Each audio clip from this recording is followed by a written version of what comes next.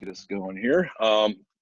We are going to be recording this this presentation, so if you know anybody that wants to see it, we will have it uploaded to YouTube later today. For those of you that don't know me, I haven't changed my name, but my name is Scott Tate. I'm president of the Chamber of Commerce. I want to welcome you to our business education series we call Chamber University.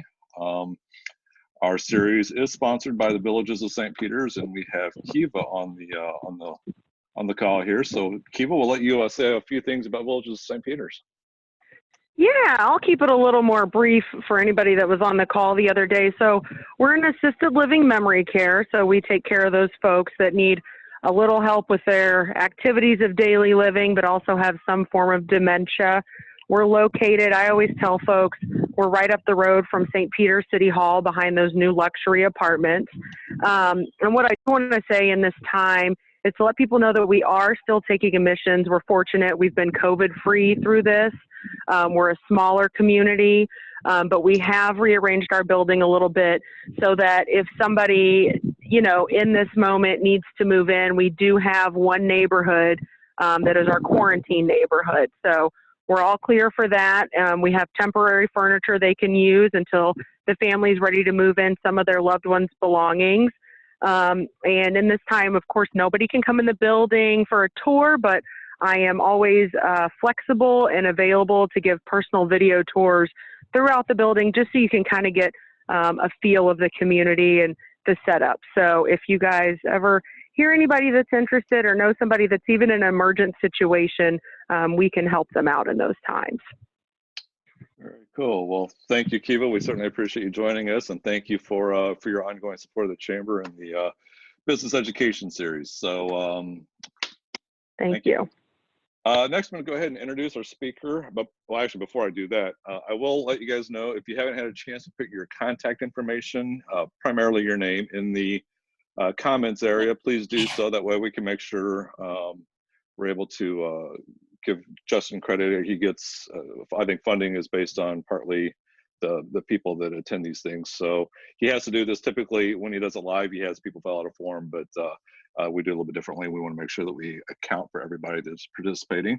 The other thing, if you want to, please mute yourself, but if you have a question, feel free to either raise your hand or just press the space bar during the presentation and ask the question. And that way we could not have a lot of interference going on during the presentation. So with that said, here's Justin's bio. He has been the director of the Small Business Development Center since 2015 after working in the SBA 504 program at the EDC. He specializes in technical assistance, ideation, market validation, business plan development, and financing opportunities. And during his career, he worked on more than $300 million in loan approvals. So he's a graduate. He has an undergraduate degree in finance and banking from the University of Missouri at Columbia. Is a certified economic development financial professional from the National Development Council, and he will finish his master's in business administration with an emphasis in accounting in 2020. So with that said, we will turn it over to Justin, and we'll let him share his screen and go from there. So you should be good, Justin. Yeah, and then just a little bit more about me. When you said I'm finishing my degree in Lindenwood, I just took my most recent final exam that I finished last night at 11:30 p.m. And so right. I only have 2 classes left, and I'm pretty excited about that.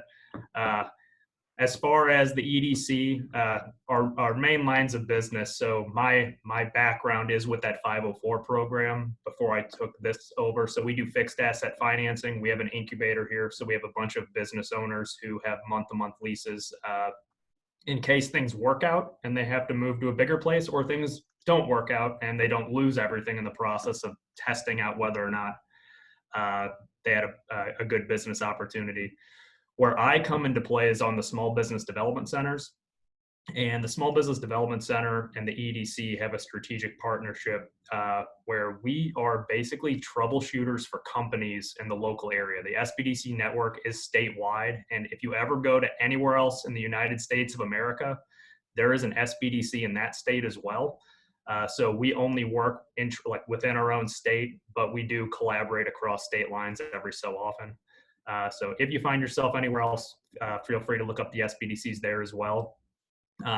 Today is on business model canvas, and Scott did mention earlier some of the requirements that we have, and really why those requirements exist is we are federally funded, and there is some state and local funding too. And so what they're really checking is, what are we doing? Why does anybody care? And are we effective? And so those are really why we get the registrations. And then I will follow up after this with a training survey just to ask you how I did.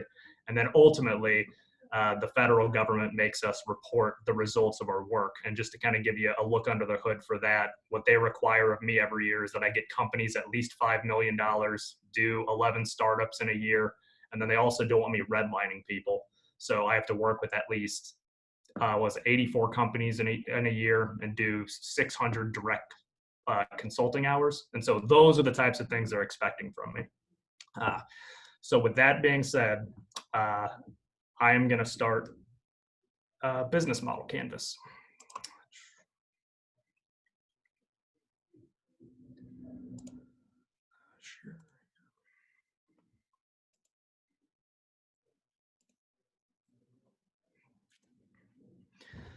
Okay, so business model canvas really is a tool that I use with people that are either existing companies to help them kind of communicate to other people what their company is, or for brand new business owners who are still trying to evaluate how to put together their business and how all the stuff connects together. And so we will still do a business plan after we put together the business model canvas, but this really is the starting point that basically tells you what you need to be doing, not necessarily how to do all of it. So our agenda for today is we're going to talk about what a plan is, why the plan is needed. We're going to look at all of the blocks of the business model canvas and describe kind of what each block is and what it does.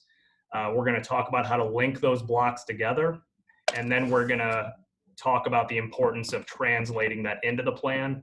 And I also do have an example so we can kind of test out how it all works. I created a mock business model today, and then we can mess with it just to kind of see how all that kind of links together. So the biggest business model failures that I see are typically because people are creating products for segments that don't exist. And so a lot of times people look at it as, I have an idea and now I got to go find the customer segment that believes in my idea. That is not necessarily the way to do things. You kind of want to look at the customer segments and build your products around them. And so the number one reason why companies fail is because they don't have sales, and it's because nobody really cares about what they're selling. So that's one thing that in this process we look to avoid. Outside of that, even if you have a great product and people love it, there are business model failures that can happen, from not having the right producers to telling people that we're only going to accept cash. If you're not meeting your customers where they are, it doesn't matter how good your product is, they're not going to go for it. Other things that can happen is external threats. I think one of the things that I get the most is I have a great idea, but I don't want to tell anyone about it because I'm afraid somebody's going to steal it. And if you're not executing on your ideas and sharing those with people so that you can execute on them, I'm just going to tell everyone you're not that smart, and somebody else has thought of this before, and somebody else will execute it before you will, and you're gonna lose out on that. And then obviously not actually following through. The poor execution part is not following through with the plan. Everything that you research that would work, you just don't actually do it, and that does happen as well.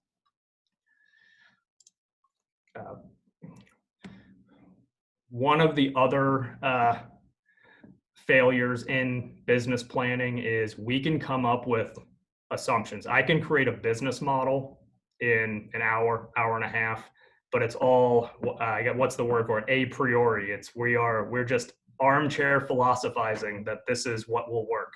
If you don't actually test this model or pieces of it against reality, you're still flying blind.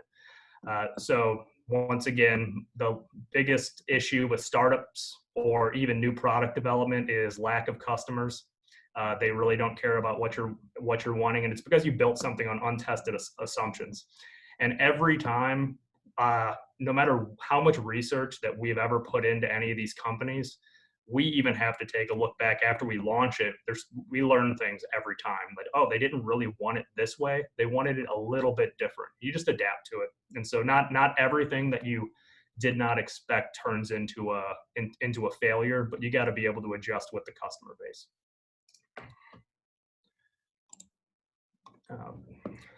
So this is why we need the business plan. Really, all a business plan is, I don't know if you guys know I think in IT technology, there's something called a STP model, which is the situation target path. It's what is the situation, where are we trying to go, and what's the path that we're going to be taking.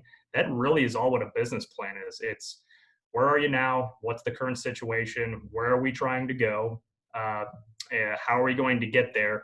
And then one of the biggest failures that I think gets missed after that is you also have to create quantifiable measures for how you know that you're getting to where you're trying to go.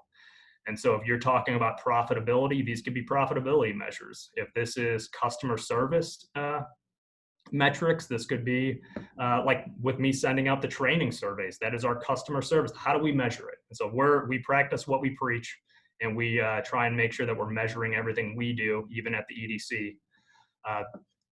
The difference between the plan and the business model canvas that we're going to go over is the canvas lists very key features of the business plan for what we need to be doing. It doesn't list everything.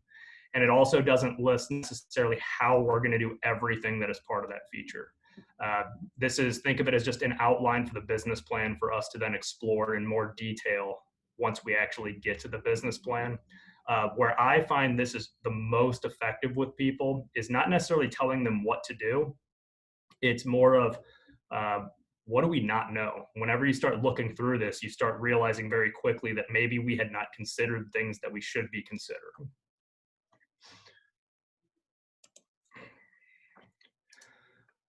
So this is a business model canvas. The thing to really notice on it is the 4 blocks on the left side are everything that is happening internally within the company. So most of the time, the vast majority of the time, no customer ever sees this part of your operation. It's the key partners that you're working with, activities that you're doing, what resources you're employing to deliver the value to your customer, and then what are those costs associated with doing all that. The right side is everything that is external or is on the customer section. The 2 sections that are highlighted, which are the customer segments and the value propositions, are actually the most important part of the business model canvas. This is what anyone should start with. And the reason why is everything is built around who you're delivering value to, who those main customers are that can pay you to deliver that value, the actual value that you're giving to your customer, and then also how you're capturing it. But without those 2 sections, you can't do the rest of it. And so if you're ever working on something like this, make sure that you do the customer segment and value proposition part first. For today, I am not going to get into product validation because that would take way too much time. And the customer segment and value proposition section really is about that. I'm going to just go into a quick detail on it, but customer segments need to be very, very specific. And your value propositions have to, the way the terminology is used is whenever your customers are doing their daily life, they're doing jobs. And in the process of doing those jobs, the products that you offer are either creating some type of gain for them that they maybe didn't even know they needed, or it's alleviating some pain. And in the process of doing that, they will pay you to be able to do that and for you to do that for them. And so in that, those pains and gains typically fall along 3 major categories, which are societal, emotional, and functional. And I can tell you, I have a very tough time understanding societal value. So a societal value would be like ego producing. So the fact that somebody buys a Lexus is completely foreign to somebody like me. I am very much a functional, emotional person. I get those very, very well. But whenever you're trying to figure out what am I doing for my customers, those three categories it typically falls in there. And so that's a kind of more intuitive way to think about the value you're producing. One more example on that is you can have the same product and have two different value propositions for two different customer segments. And so a good example of this is like a Prius. There is a functional component to a Prius, which is I get more miles to the gallon and I have to spend less on gasoline. And there's also a societal one and kind of an emotional one too, which is if I use less gas, then I'm saving the planet. And so you can have the same product and speak to two different customer segments with two different value propositions. And so just trying to make sure you kind of understand how that customer segment and value proposition really goes together. See if I missed anything on this one. Nope, we're going to move on. So the first one that we're going to talk about on the external side is channels. So what are the channels? This is just the means in which you deliver your value proposition. And this can be very different for many different companies. And the channels must address everything from the first time they know about you to even after they purchase your product. So with that being said, like the awareness and evaluation part of it is really just how did they hear about you? Does it elicit some type of response or something that I think it's a call to action? Do I click on the link to make sure I buy the product, or do I feel like this is something that I really want? And once they do that, it's how is the customer experience during the purchase? And this can be very different and often very overlooked for a lot of companies. If you want to pay by credit card and that's not an option, or you want to pay by online and that's not an option, you can definitely miss out on sales because you're not meeting your customer where they are. And so once again, when we talk about all the assumptions that go into this business model, you really need to go and ask the customer. Remember that one time you bought that from me? Would you have rather done that a different way? Asking those questions can be incredibly enlightening on how to increase your create a better customer experience. Delivery, which is how your customers actually get the products or services that you're offering, and then anything after sales or customer support. This is where a lot of great products falter. I mean, everybody loves their internet, but they hate talking to customer support. And so in this, people will come, if you have a bad experience, they'll tell everyone. And if you have a good experience, they'll rarely tell anyone. And so trying to do not forget about the after sales or customer support function of your company. And there are many ways to do this for even companies that aren't service based. I think people think of customer service as being just a service company thing, but automotive does it all the time. You can do it even in the restaurant industry, following up, making sure like you get all those on your receipt. It's called to tell us how we were. I mean, there's a ton of ways to do it that may not be apparent.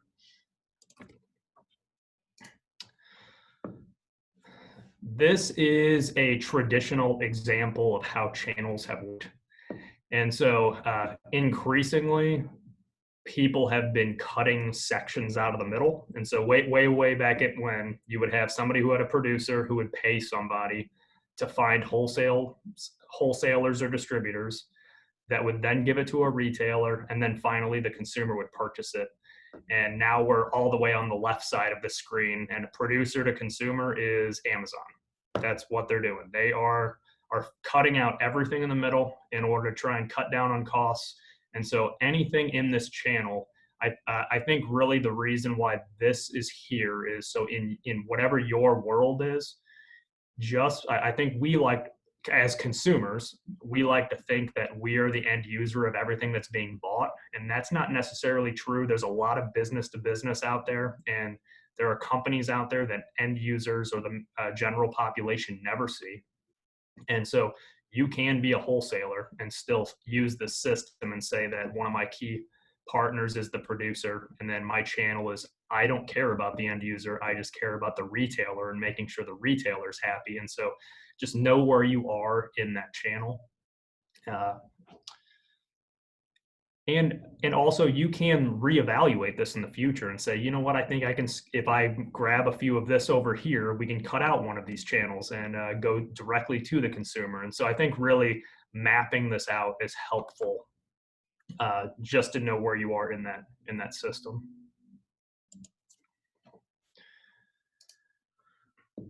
All right, so for existing businesses, the first thing you want to do is kind of, everything has to be measured. You have to map this out. So how are the customers reaching you now? You should be able to answer that question. And if you can't, there are ways to figure it out. Whenever I talk to somebody who's called me out of the blue, I always ask them how they found me.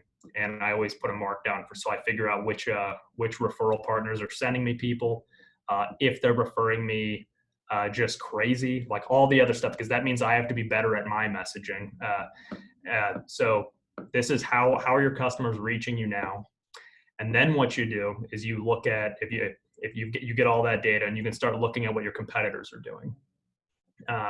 By looking at your competitors, you can kind of, I call it rob and duplicate. You can see what's working. You can see what your competitors have done that's failed. And when you do that, you might be able to save money that they may have lost, and it gives you an advantage that way. And the next one, with all your channels being integrated, all that really means is that if you're working with a customer in order to do ancillary services, you don't have to make them reach out a second time. And so I think a good example of this that I see sometimes is like when somebody calls in and you're talking to them and you find out that they're actually looking for somebody else or a different service within your company, the fact that you can't transfer them to that department, but you give them a number to call.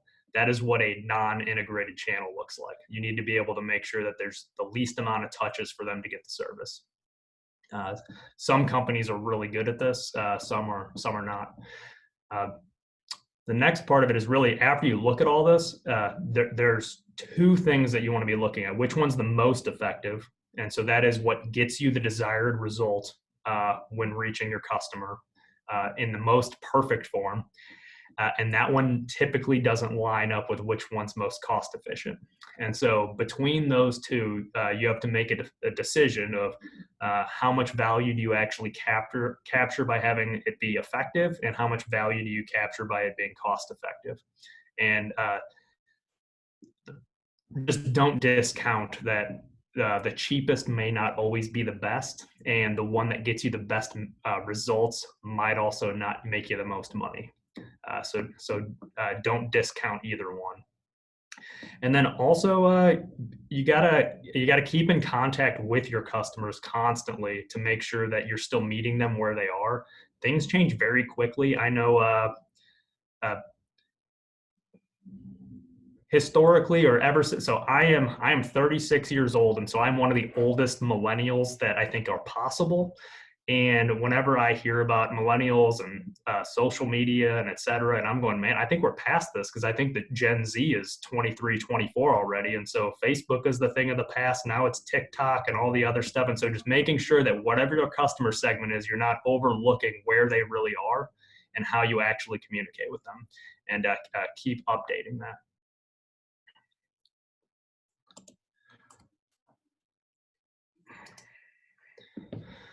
So everything I just talked about really is what goes into the business model canvas on the channel section. It's really some overarching information. It's not too detailed, but once you get into the plan, kind of how this translates is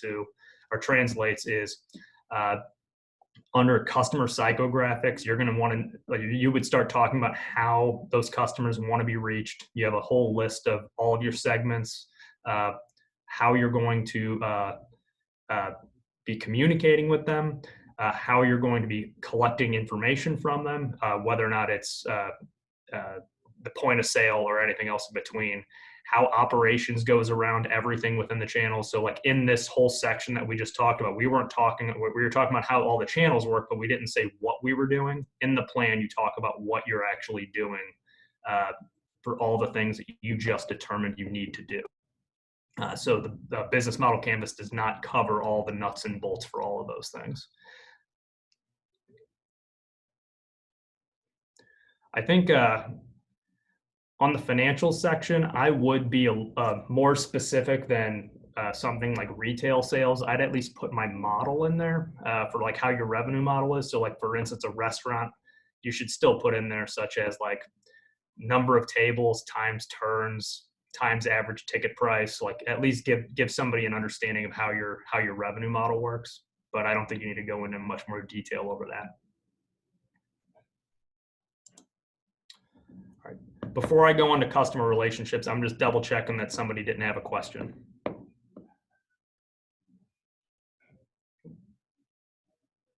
All right, I will continue. All right, so customer relationships. This is actually the one that is the hardest to describe in my opinion, and because customer relationships are very subjective for every company, and they're not necessarily well defined. And so, for instance, I keep different customer relationships depending on who my stakeholder is. One of my major demographics is the banking community. And the reason why is anytime a business has an issue, one of the first people they call is a bank. And so then I get referred from the bank. And my relationship with banks is very straightforward and brief. Everybody doesn't have that much time. And so I know I was working on a project yesterday where somebody was having issues, and I was texting bankers asking, hey, is this something that you want to do? And just gave them a list of the parameters, and it was no, no, yes, no, yes. And so that is how my relationship works with those people. But that might not be the same thing for the people in my incubator. The incubator at the EDC, people want to be able to knock on my door and stop in and say hi and tell me about their day. And that's okay. Everybody is a little bit different. And so understanding that within your demographic, you have to build a system around managing that. And that's really where the customer relationship sections comes in. And so with this relationship, this is how you build your brand. Your brand can be different based upon different customer demographics. They will advocate for you after they believe in your brand. And actually, this is where word of mouth advertising comes from, is once they realize that this is what you do for them, they will speak on your behalf. That's the holy grail of marketing. And then continue to increase and do more business. Also, things that come into this section are how do you resolve customer complaints or disagreements, or how do you do resolutions for customer complaints? That I think I was talking about earlier, how a lot of times anybody who is angry with the service will talk about it much more than somebody who is happy with it. And so even customer or conflict resolution and how you're doing that can come in your customer relationship section. Oh, and all of this, I didn't mention, is accomplished through your channels. And so whatever you had designed to actually communicate with your customer base, this is how you would do that and how you would promote your customer relationships.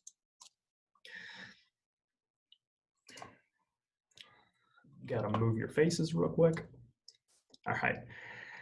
And so really, this is just a quick overview of some ways in which people do build customer relationships. And so you have different customer segments and channels. But so for myself, for my consulting clients, I am a dedicated personal assistant. That is what I do. I manage business owners. So I am like the coach for the owner.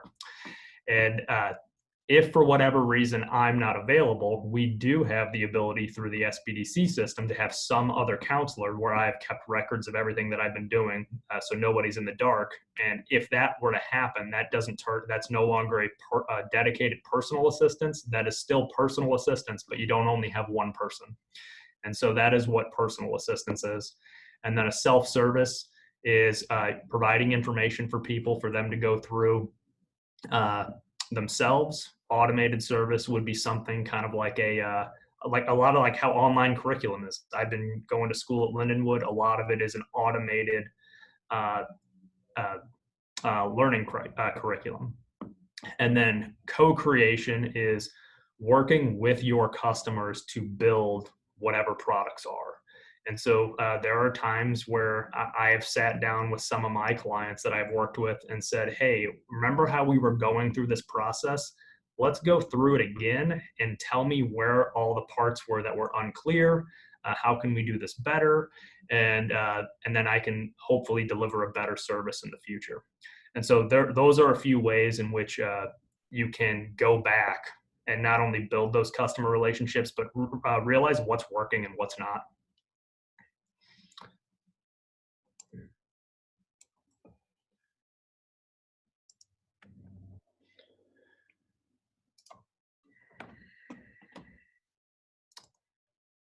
All right, and so once again, for existing businesses, going back and then to evaluate these moving forward, figure out which relationships you currently have and with which segments. And so this goes back to your customer segmentation. If you don't have good customer segmentation or value proposition put together, this is very difficult to do. And so I was reading through a business plan the other day, and the way they wrote down their customer segments was they just listed all the customers they had. And that's not okay. You want to say, well, is it a government entity, a non-government entity? Is it for-profit, non-for-profit? Is it urban? Is it rural? Is it residential? Is it commercial? Like trying to really hammer down as specific as you can in that customer slice really tells you more information about any given segment. And so once you can do that, then you start realizing that, you know what, I talk to governmental entities in a different way than I talk to private entities. And then you start realizing these things and making sure that you're that's how you evaluate how those relationships have been working. And then you start asking them whether or not the expectations that they have they been met, and which ones of those expectations aren't met. And even if you cannot meet them, there's whenever you go and talk to your customers, you're never going to be able to meet all their expectations. But by having that conversation, you might be able to figure out which ones are the most important and then how to manage those moving forward. Hey, Justin. Yeah. Do you have to create a different business model canvas for like government and then non-government? Do you have to create it, or can it all be on one? Because would they have different stuff? Yeah, and so I'll tell you what I do, and I do these for myself even, because especially, so I work for a nonprofit, and this is very difficult to put all of my stakeholders onto one thing. And so I have one that I have for the small business development centers, because I'm a contract employee with them and they have their own goals that they need to meet. I have one for the EDC, even though I'm an employee there, but I'm like, you know what, I have to make sure my coworkers are happy with what I'm doing. My boss is happy with what I'm doing. And then anybody who I find, so that is what I do to protect the monetary aspect of what I do. Because if I don't get my grant funding, I don't exist. Then I create one I have segments for business owners in St. Charles County. I have new companies, and the way I try and break those down are new companies who need capital budgeting with new companies that don't need capital budgeting, and because they have very different needs. And so like somebody who wants to start a construction company needs something completely different than somebody who is starting an accounting firm, for instance. And so, yeah, it is totally appropriate to make more of these for different customer segments. And I think nonprofits are the most complicated when you're trying to do this. Does that answer your question? Yeah, I was just I was kind of thinking like restaurants right now, and they had one for their dine-in, and now they would need one for all their online, right? Like if they do I agree. dine-in and online, or Yeah, you can. And so you know what? I'm gonna tell you a secret real quick. The example that I have after this, I actually did a retail coffee shop because I figured it would translate very well into some of the issues everybody's having right now. And my example is, hey, here's a retail coffee shop. Now let's pretend that people can't come inside. Like, how do we adjust this? And so I'm actually going to use that kind of as an example at the end after we go through all this. okay. Sound like a plan? Yep.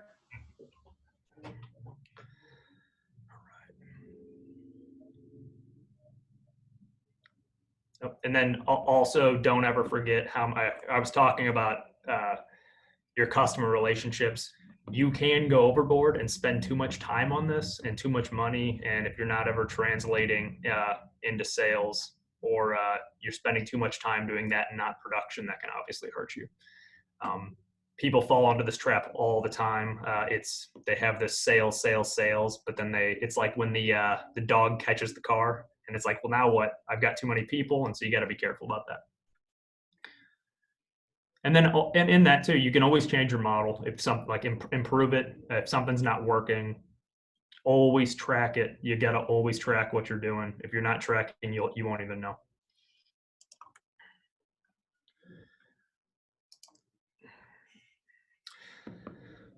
So where these sections go into the business plan are also, once again, customer psychographics. So very similar to the channels. So in the channels, it was how do people want to be reached. And this one it's what type of relationships do they value. And a lot of times those can go hand in hand.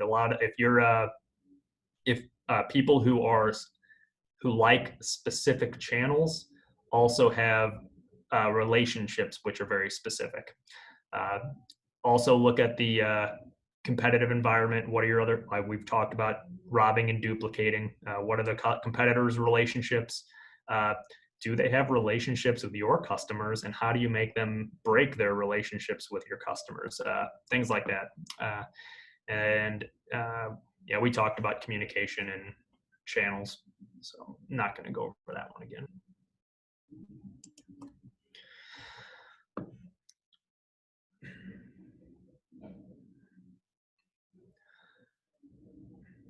We talked about the costs and this actually gets a little covered in the activity section later, like the operations and the financials. We already talked about the costs, so I'm going to skip over this one. All right. The last one on the external is the revenue model. And really all this means is I know it's how does your company make the money, but whenever you're delivering your value proposition to your customer segment, they're willing to pay you for that. And so really what the revenue model is, how do you capture the value that you're delivering to your customer? And really that's from a concept, that's really all it is. There are a bunch of different revenue models. And here are just a few examples of them. Asset product transfer is what most people are used to. It's I'm going to a store and buying a shirt. That is just I'm giving you currency for a product. Usage fees are like utilities, are usage fees. Subscriptions are Netflix. Everybody's very used to subscription model nowadays. Renting and leasing, this can be done for a variety of things, even if you're not even if you're the one doing the renting or leasing, where it's equipment. There's a lot of equipment renting and leasing. Licensing, this is for if you're doing intellectual property. One thing that people do licensing all the time, or buy licensing, they don't even think about it. But right now, I mean, I've got every Microsoft product that I have on my computer. That's all licensed. They moved from, if you remember, oh my gosh, this is dating myself, but I remember when Windows 2000 came out and there was a big rush for it. That was an asset product transfer. You used to be able to buy Windows and you had it. It's not like that anymore. Now it's all licensing year after year after year. And then brokerage, and then advertising. And so revenue models for, I think people are very used to these models now too. Facebook is an advertising model. They are an advertising agency. That is what they do.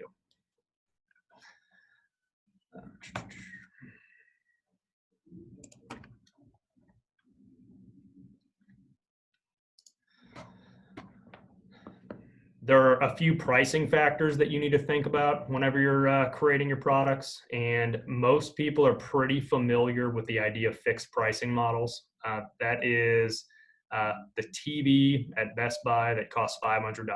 That's what it costs. It has very specific product features. It's sold by volume, how much you buy. So every unit is $500. Some models, which are fixed pricing,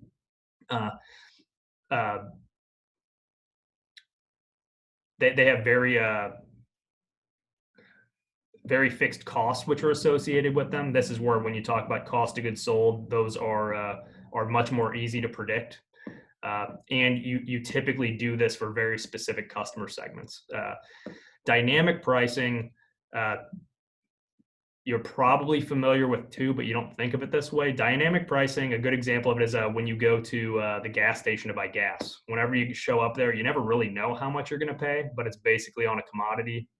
I know that I've worked with companies who do like steel distribution and things like that, and they're very much commodity priced. Those are other ways to do pricing. I'm trying to think, the only types of companies that I've really worked with on that is probably commodity distribution companies, but most people don't really use dynamic pricing. You might purchase that way before you sell, or a lot of companies might purchase dynamic and then sell fixed.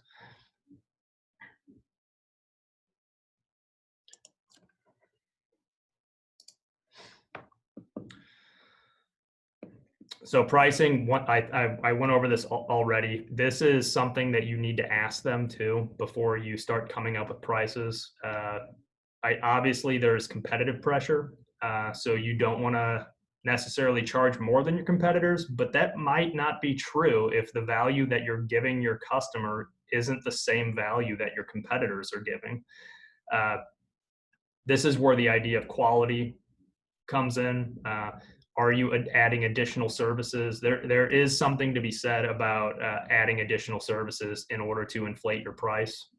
A lot of companies, especially in manufacturing, where they make their money isn't in selling the equipment, it's in the service contracts to making sure that the equipment stays up and running. And so what a company is, or what they're selling isn't just the equipment, it's also the peace of mind knowing that if anything goes down, somebody's coming out and fixing it so they don't have downtime. And so being able to add on these ancillary products can be very helpful in creating value, which otherwise would not be there.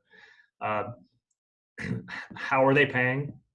How do they prefer to pay? I think we kind of already talked this. This goes into the part of whenever you're building your channel will dictate part of your pricing. So if they are going to be paying by credit card, that is very different than if they were paying by cash or any other means. It could also be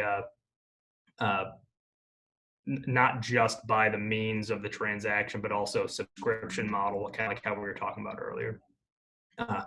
And then whenever you're creating the revenue streams, you might have different products that you have in your company. Breaking down how much each one of these revenue streams really do for your company is important.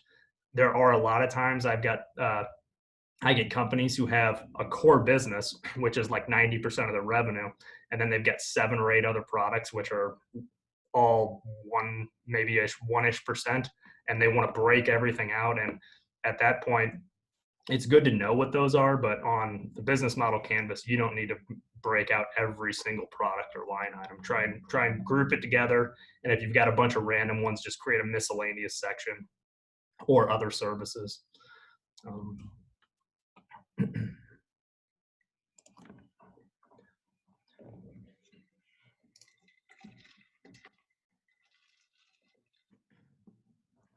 So how does planning address the revenue? So in the business plan, This is how price is incorporated into your marketing message. If you're going to charge more than other people, you have to be able to message your quality or whatever that value add is into your marketing materials, or people won't get it. So make sure you're not missing out on that. The financial projections are probably the most important part of your business plan. This is where it gets very, very specific. And I know, I think the biggest issue I ever get in business plans is people don't describe what their the actual financial projections, and it's really not that hard. I'm going to demystify it real quick. Your revenue model is simply the way you collect money and how. So when we were talking about, is it a subscription based? Or if it's subscription based, the revenue model is very simple. It's how many people have subscriptions times what is the price for subscriptions. And that is what the revenue model looks like. And the reason why explaining something like that is important is that if you're saying that you're going to do $100,000 in revenue the first month, and you take it to a bank or some other funder or an employee, $100,000 doesn't mean anything to anybody. But if you say 10,000 subscriptions at $10 a month, they go, oh, now we can start having real world conversations such as, how do I know you can get 10,000 subscriptions? Does $10 make sense? And those are much easier to answer than where does $100,000 come from?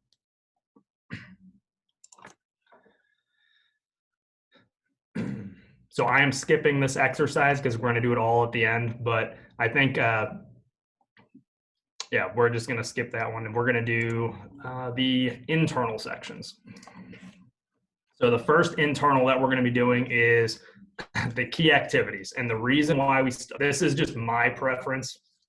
I do key activities first, and it's because if you don't know what you're doing, like on a daily basis, I don't know how you would decide whether or not, or what key resources you would need or what partnerships you'd have to have. And so this is why I always start with this section.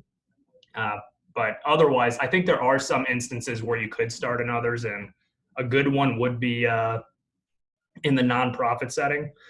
If you have 4 or 5 partners trying to figure out a problem, they can each figure out what activities they can do after they've already created the partnership. That's very possible. But most companies who are just ideating start in the activity section.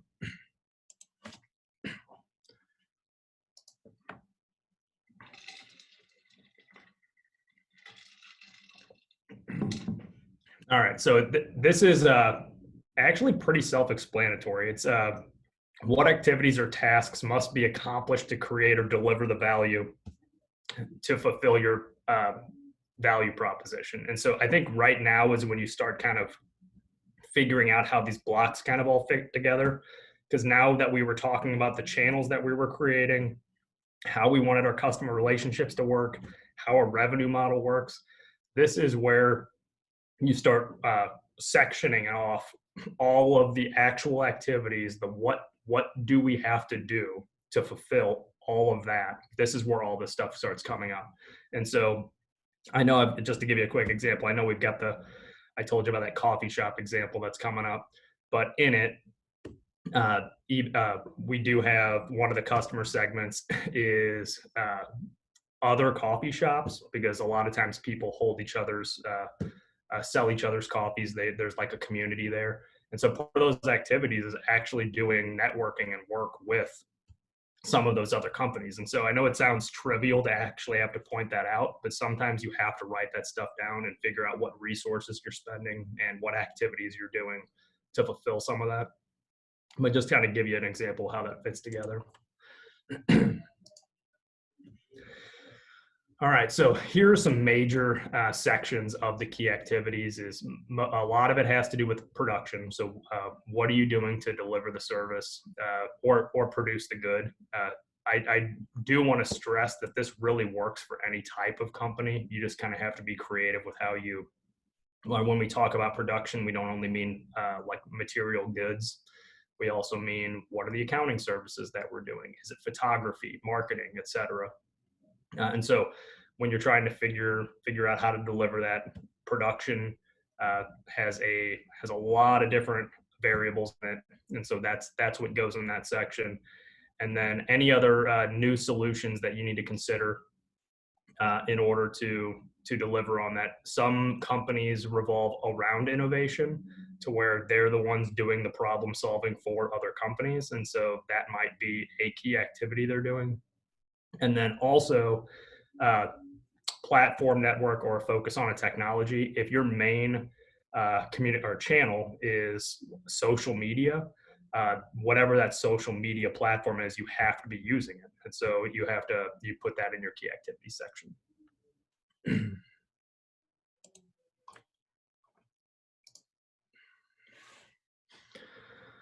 All right, so evaluating your activities. If you're an existing company, I think that this, I was doing on Monday, I did a succession planning class, and this is very similar. The evaluating your activities is something that I ask all of anybody who's wanting to transition their company to do, because I don't think they realize everything they're actually doing on a daily basis. And so whenever you're looking at your existing production activities, really just start mapping everything out, figure out what is important, what's not, if there's anything superfluous, do things need to be modified. And all of this, remember, is in reference to whatever your customer discovery has told you. And so good examples of this, even in today's market, like we'll talk about it in a little bit, but whenever the channels got changed to where people weren't coming into restaurants and they were only doing takeout, you have a whole different set of activities that you have to be taking. Also, I think people are a little afraid about spreading disease. And so communicating that, guess what, we are cleaning everything, this is what we're doing, etc. This is where you change and communicate some of where those activities change. Yep, and then always getting rid of redundancies, what existing production activities should be stopped. And then, yeah, asking the same stuff for this. This is where I see a lot of waste is in marketing for companies. They'll be doing stuff. It's free is not necessarily good because free a lot of times takes your own time. And so even though you're doing something for free, or like especially on social media, if you're on there 8 hours a day, you're actually not getting any of your other work done. So make sure that you're checking whether or not you're being productive in your time.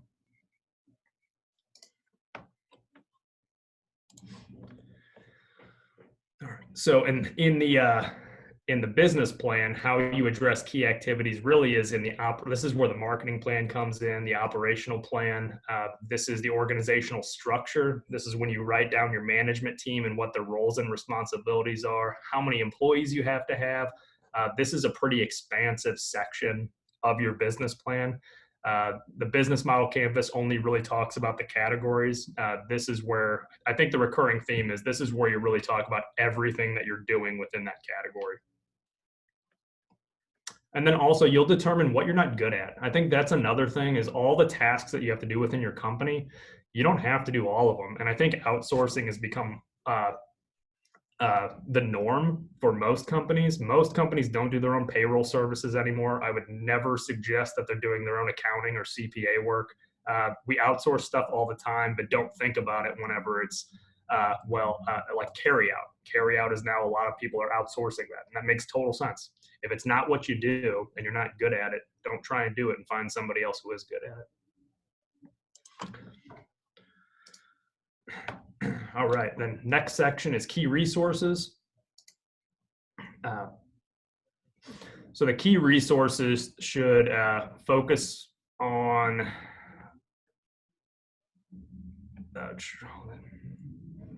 really focus on these types of or these categories. And so, are there any financial resources that you need? Are there any material resources that you need? What people or employees or intellectual property do you need? And the one that is most overlooked, I think I was just talking about this, is time. One of the things that when I'm working with people in their business model canvas is they come up with all this stuff and they're just a one-person shop as a startup. And I'm going, let's start writing down in all of these key activities how much time you would be spending on that a week. And once they tally it up and it's like 110 hours, you're like, this is impossible. So this model will not work. We have to figure out how this is going to work in a different way. The way you can secure these resources is people own them, you can buy them, you can lease them, or you can convince your key partners to give it to you in some way or another. And that key partner could be outsourced, or it could just be a partnership you have. I know that in my world, I always joke around that I'm the NASCAR driver of the small business development world because I have so many logos, and it's because we have a lot of key partnerships.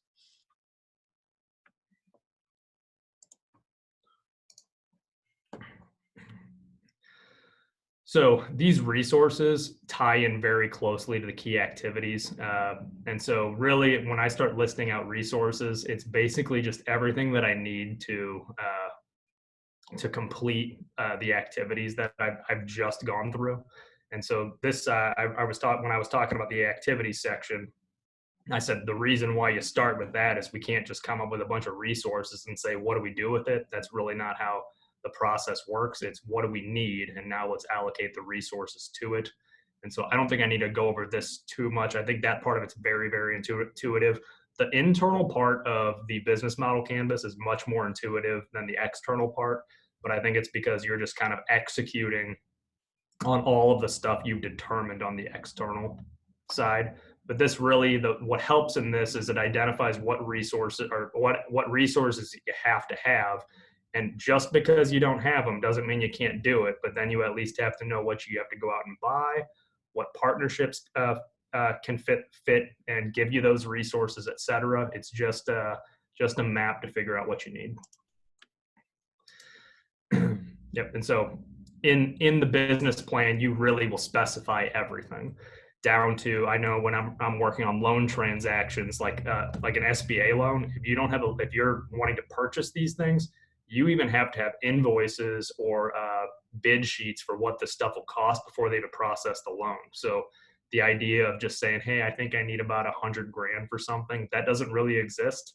They're going to need to know everything that goes into that. And so really on the resources side, you're quantifying everything. I want to know how many employees you have, what you're paying them, how many hours they're going to work.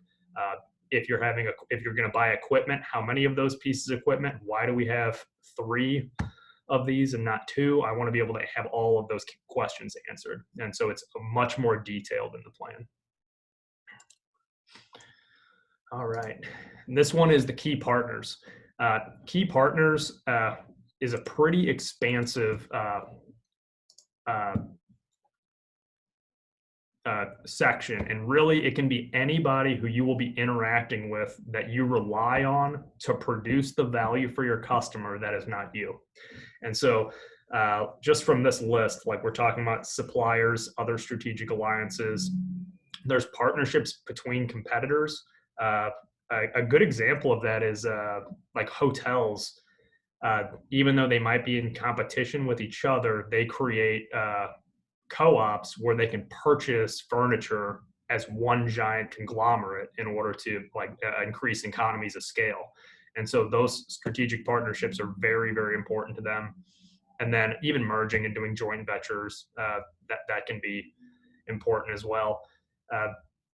Things that are not on here, let me see if I'm on the next slide before I start talking about them. Yeah, so other things that weren't on there were even like putting in your bank, accountants, any other professional services are important.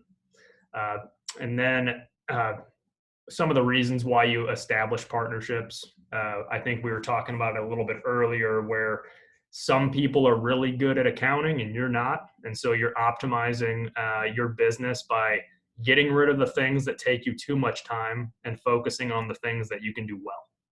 And so really by establishing appropriate partnerships, you reduce a lot of risk because you're not taking on activities that you don't know what you're doing, and you don't have the necessary skills or experience for. And a lot of times you can get a lot of gains because when you're letting the people who really know what's going on, there's things that you would acquire that you wouldn't have gotten otherwise.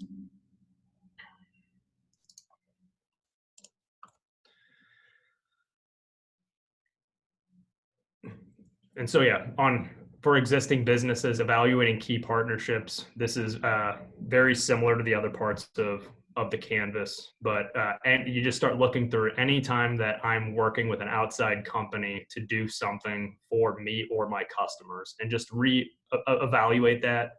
You always check to see if there's a return on your investment.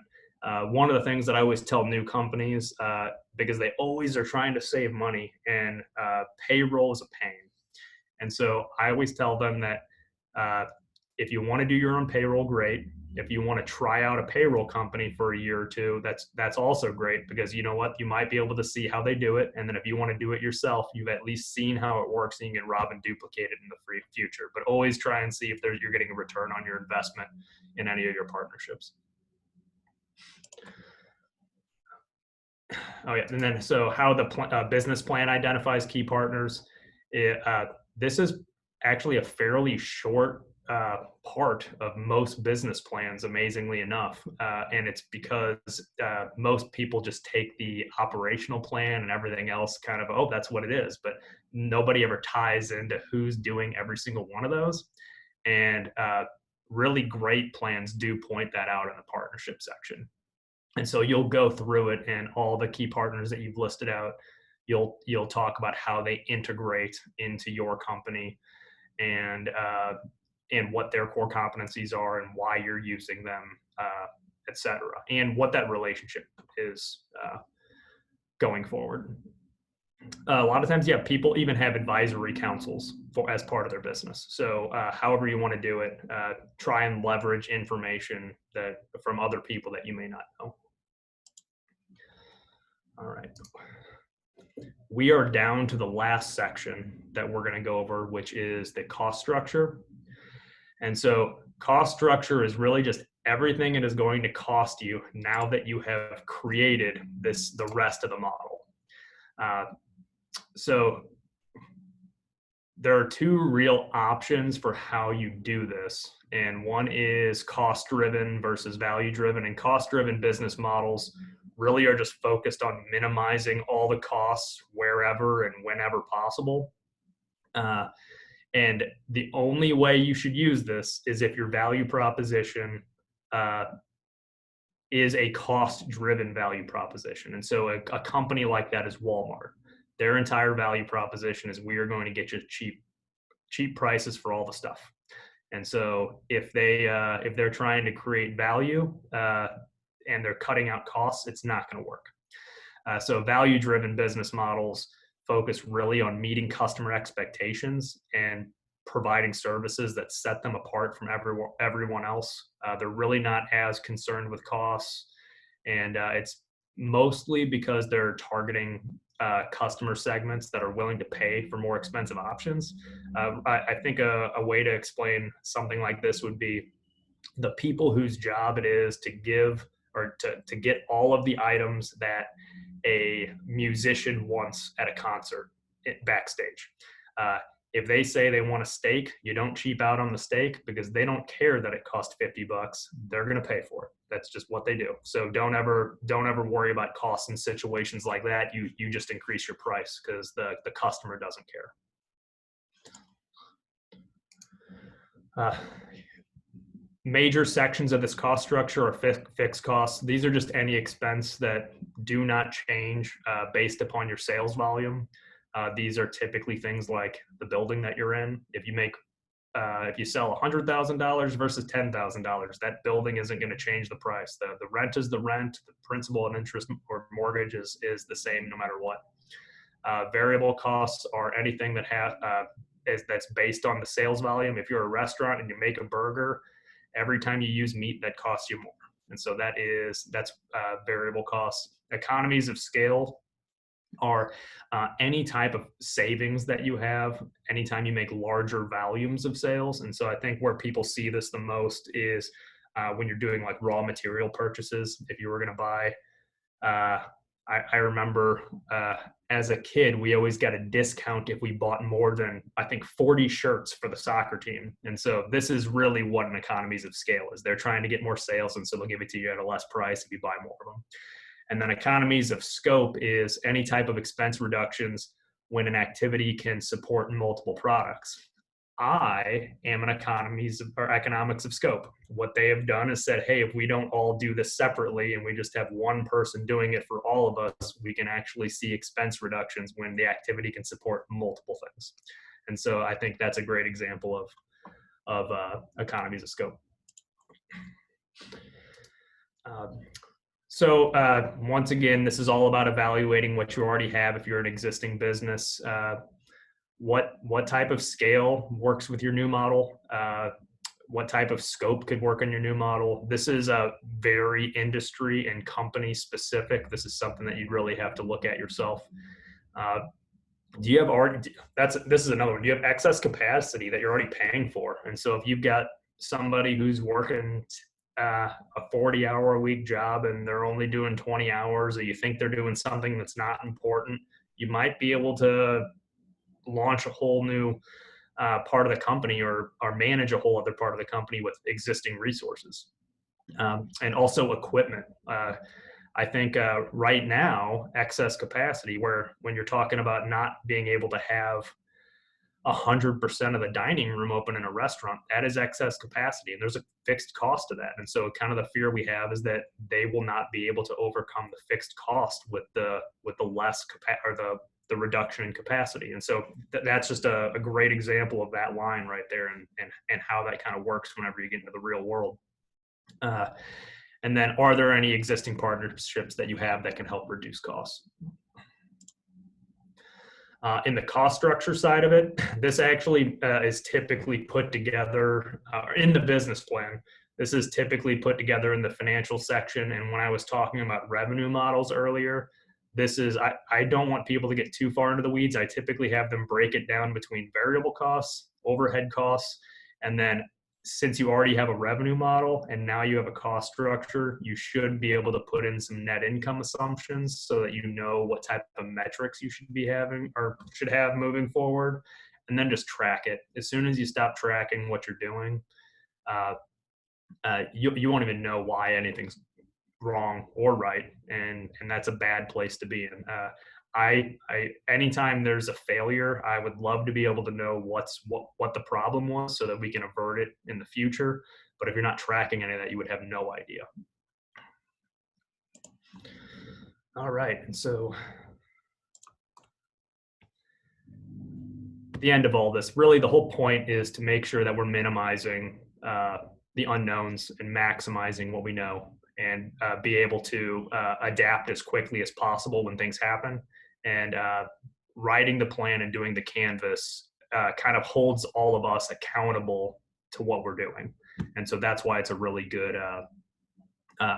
process to go through. I know I went over a lot of stuff, and before I get into my mock canvas, does anybody have any questions about everything that I went over?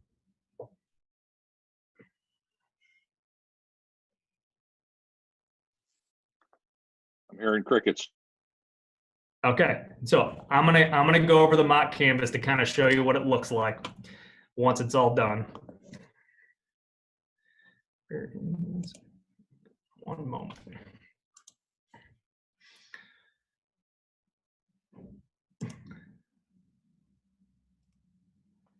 All right, so I made this for it was a mock one for a coffee shop.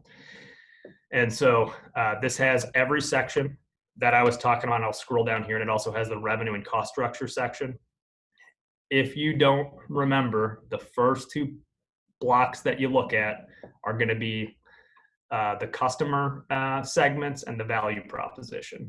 And so in this, the way I did this, I probably put this together in 30 minutes. I've done some before, but I always try and color code it in a way which is in an order of operations. So on my customer segment where I have coffee lovers, that is going to be probably what I would say is the biggest demographic. And then I try and work my way down. And so this coffee shop is going after people who are coffee lovers, travelers, people who are not living within that immediate area, and then other coffee shops. And the value proposition that they're trying to deliver to those customer segments are quality local coffee brewing, customer service, and I'm also being very specific what I mean by customer service, and educating the customer on how we brew our coffee, where it comes from, and to make the experience fun. It's not just making sure that we get the coffee right on time and stuff like that. It's also making it a little bit more fun. There is going to be some, I have it in gray because it doesn't really fit in any of the core segments, but this is ancillary sales, which are coffee appliances, merchandising, and snacks. And then the uniqueness factor. And so in this, the channels that they have is they have sales reps, which are going to be selling to the coffee shops. And then they have direct retail sales, which hits both the coffee lovers and the travelers. Customer relationships, personal service. That's where the customer service part comes in. There's going to be they want to be able to talk to everybody through social media, and they're going to try and create a community. And I even wrote this in here to show you a mistake. So social media, in my opinion, is not specific enough, because do coffee lovers, like, what type of social media, when do they want to be posted to, things like that. And this community section, I put this here because that's what social media is supposed to be, is online communities. And so sometimes people are redundant in some of these. And so I even tried to sprinkle in a few things that I thought maybe are wishy-washy or mistakes. And then my revenue streams are basically just the retail sales and then the distribution sales to the other coffee shops. So we then go with the key activities, because remember, on the internal side, you should start there. And so we're going to be roasting coffee beans. We're going to be promoting our ancillary sales. We're going to be doing all of our customer service activities. And we're going to be managing our social media accounts. There's probably going to be more in this, but for time's sake, this is the way we're going to do it. We also have what key resources are going to be used in order to do this. And I broke it down between tangible capital and intangible capital, which was land, building, equipment, human resources, so the people, the employees, raw materials. And this is in the wrong section. Financial should be in intangible capital. This is the brand, the coffee processing concept, the customer service processes, and other business processes. Our key partners in this are going to be coffee farmers, the merchandise manufacturers, other coffee shops, because they're going to be selling some of our products, hopefully, even though they're also our customers. The point of sale system, all of our professional services, which I listed out. I even put the Greater St. Charles County Chamber of Commerce, the distributor, and then your distributor. And then the cost structure to this is, I would get more specific, especially in the plan, but all the raw materials. So this is telling us what we need to do, not necessarily how we're doing all of it. We need to look at our raw materials. We need to look at our operating costs, employee salaries, any marketing costs that are involved, development costs, if applicable. I think a lot of times people underestimate, even in novelty baked baked goods stores, they're coming up with new ideas all the time. That's a development cost that takes time. And then any other overhead cost. And so I think the whole point of this exercise and where it hits home is, this is what a model could look like for most people. And then all of a sudden you have your retail section is shut down. And so you look at this model and say, what do we do? And I know you guys maybe just have seen this for the first time, but do you guys have any ideas? Your retail shuts down? Yep. I would say probably, well, if it's in like a brick and mortar type situation, maybe go online and look at that as. Yeah. And so do we have any online presence already? And the answer is yes. So we have been working on social media already. And so we do have a way to communicate anything that we're changing to an online community that we already have. And so can we now change this around to do direct sales? We already have sales reps who are talking to the coffee shops. These coffee shops are probably also going, if they're retail as well, they're probably also having issues. And so in this business model canvas is typically done with sticky notes. That's why they look this way, because they move around a lot. And so we know now that the other coffee shops are probably not going to be a part of this anymore. at least temporarily. But we still maybe can get travelers and coffee lovers, but we're going to have to do this in a different way. And so our sales reps, we can change around to not contacting the coffee shops anymore, but managing online sales. So we do have some resources already there that we can just swap around. So manage online sales now. The channel is going to be so now we can take quality local coffee, use our sales rep channel and the customer relationships we've already created in order to target the coffee lovers. And so in order to do that, now we have to change some of our actions around, which are, so that's managing our social media. It's going to be, we're still doing that, but I think you want to be more specific that we're promoting retail sales online. And we're also going to be have to manage an online store. And that's going to be something that's totally different now.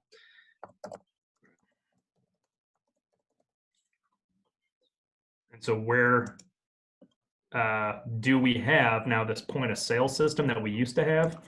Does it do online? And if it doesn't, we have to find a sales system that works online. And so we can start, now we know that if it doesn't, we have to find some partner that's going to be able to do that for us. And then, yeah.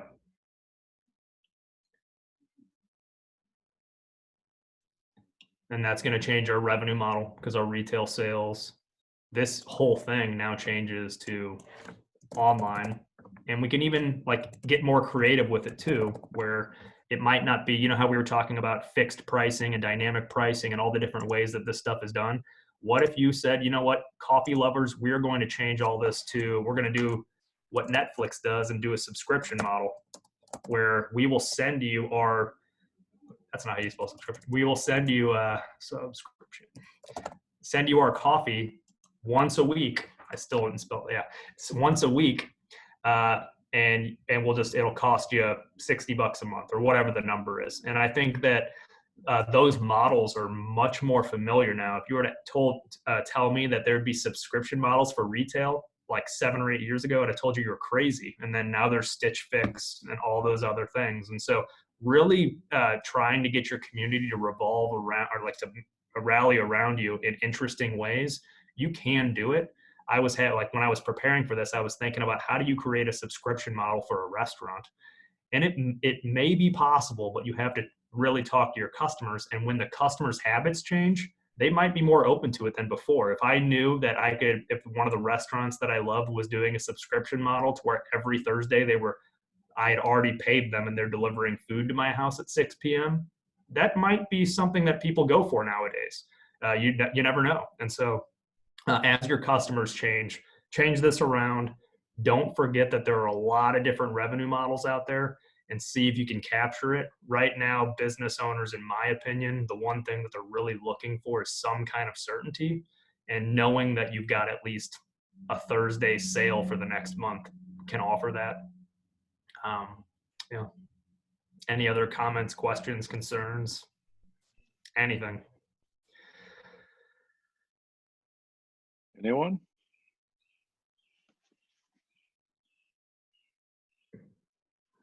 Wow. Again, you've outdone yourself. You've done so well, there's no questions. It's a lot of stuff. Yeah, it is a lot of stuff. All right, well, do you have anything else you need to add, or are you done with your presentation? No, really, when somebody goes through this, yeah, I probably go through, I mean, there's at least a half a dozen iterations before anyone really feels they're close. And so this is just something that you work on and you test it. That's the one thing, is you have to take this information and throw it against the customer and have them to prove you wrong. I go into every situation thinking I'm wrong until we get to prove that we're right. And that's the best way to do it. So Justin, I'm more interested in a goober side of things. This Canvanizer.com. Yeah. Can anybody get into that? Yeah, so they have a Canvanizer 1.0, which is what I'm using, and it's because it's free. And there is a 2.0, which has a subscription model, and it's very, very nice, but I don't have that. Okay. Well, Yeah, I'm and just so like I also, the flow chart. yeah, and I didn't invent the business model canvas. It's been around for a while. It's a completely open source concept. If you're ever wanting to, there are a ton of videos about the business model canvas out there, and there's also a more specific one for just the customer segment and value proposition called the value proposition canvas, which focuses on just making sure that we're matching up what we're trying to deliver to customers is even what they care about, and kind of how to ask those questions. And so there's a ton of information out there and a ton of videos, and a lot of them are free. And you part of one of your services you do is you assist a business with their business canvas. Yeah, so if I had an existing company who was like, hey, I'm really not sure what to think about, I would probably have them fill out one of these first, just for their purposes. Because like I said, people don't think about it this way. And sometimes I'll give them one of these and they go, actually, this answered my question, I'm good. And then they move on. It's like they just weren't thinking about it in that way. So my job is to elicit the proper responses from them, because they're really the experts in the company. I'm just trying to organize their thoughts and help them execute on whatever they're trying to do. But yeah, I do that all the time. Good. All right. Well, if there are no other questions for Justin, we'll just end it there and say thank you, Justin, again for your time. We certainly appreciate it. And if anyone has any questions, have you left your contact information somewhere, or you'll be sending that out to them anyway, right? Yep, I will. Follow up. So he'll be emailing everyone. If you're on the call and you haven't put your name in the chat section yet, please go in and add your name to the chat section so we can include everyone for Justin. Thank you, Justin, again. We certainly appreciate it. I think our next one is, I gotta figure out, let me do this. Our next event, online event, our next Chamber University is going to be on June 25th. That is with, I believe it's Catherine Flett. She's an attorney. What every supervisor should know, maintaining a legally compliant work environment. So if you're interested in hearing about that, please mark your calendars for June the 25th, and hopefully we will see you there. Again, thank you to Villages of St. Peter's for their ongoing support of this program, and we will, I guess, if we don't see you beforehand. Well, one thing I do want to mention to you guys while you're here, each day the Chamber is now doing a daily briefing, just kind of touch on some current events and current business news every day. It's usually, we're trying to get it shorter, but right now it's about 10 to 13 minutes long. And then that's streamed live on Facebook and YouTube, and those are saved out there. And we certainly encourage you to log in. Tomorrow we'll be on live at 10 o'clock, touching on a few local items. So please feel free to join us at that time. Again, it's just a really short informational session, and you're certainly welcome to ask any questions. And if we don't know the answers, then we'll certainly find it out and let you know what the answer is on a future live stream. So anyway, thanks again for participating and joining us, and we will see you again soon. Thanks, Justin. Thanks, Justin.